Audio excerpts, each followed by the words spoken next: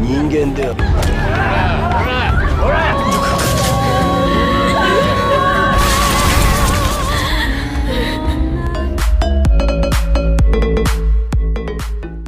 Hello everyone, welcome to KYL Movie Receipt. Today, I would like to present a true Korean historical story.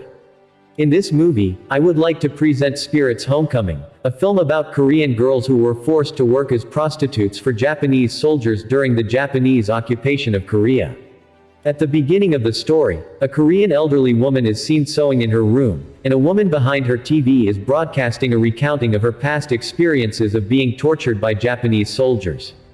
As the woman listened to the news, she stopped sewing. She was also thinking about what she had experienced as a luxury. The story then goes on to show 1943 Korean during the Japanese colonial period. A little girl was playing hide and seek with two of her friends. This girl's name is Young Min. While they played, they noticed military vehicles and Japanese troops passed in front of them, and one of the soldiers creepy smiled at them. At that time, Korean people have had a habit of carrying amulet. These amulets protect them from harm and they was believed that brings good fortune to them.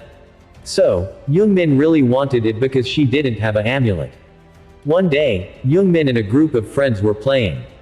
Young Min wins a game and gets amulets as a bet by playing the loaves of bread stolen from her home and the amulet of her friends. And then Young Min brought home these amulet. Her mother found it and confiscated it. She told and scolded her and commented her to give it return to her friends. And then she also beat her with a stick for the bread she stole. While Young Min was asleep at night, her parents whispered that some of the villagers in the village had been forcibly taken away by Japanese soldiers as porters, and most of them will end up dead. The next morning, Young Min and her mother were smiling and talking. And her mother was sewing to make an amulet for her, that is, she really wanted it. One day, when Young Min returned home from stroll, she found her parents arguing with Japanese soldiers in front of her house. She then realized that the soldiers were taking her away from home. Young Min's parents also demanded that his daughter be given extra time, but the commander ignored their request and tried to forcibly arrest Young Min. In the end, her mother put some of the money she had saved for Young Min in her clothes and telling her to use it in emergency to pay someone when she could return home. Shortly afterwards, she was taken away in a train with several girls on board, whom were forcibly taken away from their families. There is no one knows where they all went. Young Min starts a conversation to the girl next to her. She replied that her name was Young Hee and she was 15 years old. Young Min was lied about her age and replied that she was 15 years old. In fact, Young Min is only 14 years old. They became friends too, and Young Min gave her amulet to Young Hee along the way. After some time, the train stopped somewhere in China, and a group of Japanese soldiers was waiting to take them to a battalion. When the Japanese battalion arrived, a Japanese woman named Noriko was questioning their age. After a while, they were dragged to a room on the edge of the hall where a Japanese doctor was being examined to make sure they were infected or carried some disease. They were then given a shower before being taken to their small bedrooms. Soon after that, a Japanese soldier entered Young Min's room and tried to rape her way into her. Young Min tried to resist as much as she could, but was knocked unconscious and raped by a Japanese soldier.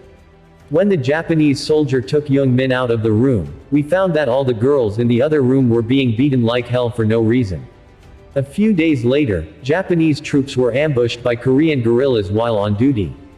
However, due to the superior weapons of the Japanese troops, the Korean guerrillas were defeated and all their members were killed. While Young Min was lying asleep in a small bedrooms, a Japanese soldier entered her room. Fearing for her life, she hurried to get ready for the Japanese soldier. However, a Japanese soldier named Tanaka stopped her and told her to rest for a while, talking about what she looked like his sister. At the time, Young Min was traumatized and could not even remember her real name. All the girls in the barracks were beaten day by day. Every day they were raped again and again. They were not only a luxury for Japanese soldiers, but also as laborers for the camp. One day they were working in a field when there were no Japanese soldier guards. Young Min was telling her friends, the war will end soon and if a chance they will flee together. One day at work, Young Min fell to the ground with a stomach ache. When she reached to the clinic, the Japanese doctor explained to her that it was a girl's natural menstrual bleeding. Days later, Youngmin and Tanaka met, and then Tanaka gave Youngmin a map of the Japanese military base and helped her escape from barracks. That night, Youngmin and 4 friends secretly ran outside the camp. Moments later, Japanese soldiers noticed they were missing and began searching. One of the girls broke up with the group. The girl was captured by Japanese soldiers, beaten and taken back to the camp. Youngmin and his friends, who were lurking in the shadows, are so sad for their friend. So, they decide to return themselves to the Japanese camp to be reduced punished for their friend. That night, Japanese soldiers forced all the girls in the camp to stay naked and tortured them throughout the night. One day, some of the weak girls were taken away in military vehicles, where soldiers saying they had to move to another camp. In fact, they were to be taken to a forest and killed. Meanwhile, the commander ordered Tanaka and some Japanese soldiers to kill the girls. However, Tanaka was reluctant to kill the weak girl, so the commander became angry and shot her in the head, and burning alongside with the girl's body. In 1945, the Japanese suffered a series of nuclear bombings in Hiroshima and Nagasaki. So, the Japanese army surrendered and defeated the war. Japanese troops outside Japan were preparing to return to their homeland as soon as possible. Before they left, they destroyed witnesses, and the girls were taken to a field to be killed. Youngmin encouraged Younghee by giving her amulet that made her mother for her years ago to ensure Younghee that she is going to be okay. Just as they were about to be killed, Korean troops arrived, began to attack the Japanese army, and a battle ensued. So, Youngmin and Younghee also run to escape to a safe field. But when a Japanese soldier followed them and tried to kill them, a Korean soldier rescued them. As they prepared to leave, Youngmin turned around and saw that a Japanese soldier had pointed and shot to Younghee. So, she decided to cover her body and give her life for her friend. After that, the story changed to 1991. A girl named Eun Kyung was traumatized by a traumatic event and became speechless. Her mother took her to a shaman for treatment. Eun Kyung also gradually recovered and gained the ability to communicate with the spirits of the people. One day she went to a store to buy a traditional Korean dress, hanbok.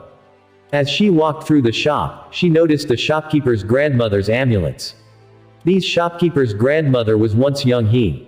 Eun Kyung also saw grandma's past and realized that Youngmin's spirit was with her. Eun Kyung explained the reasons and urged Youngmin to release his soul. At a traditional ceremony, Youngmin's spirit appeared in front of Younghee.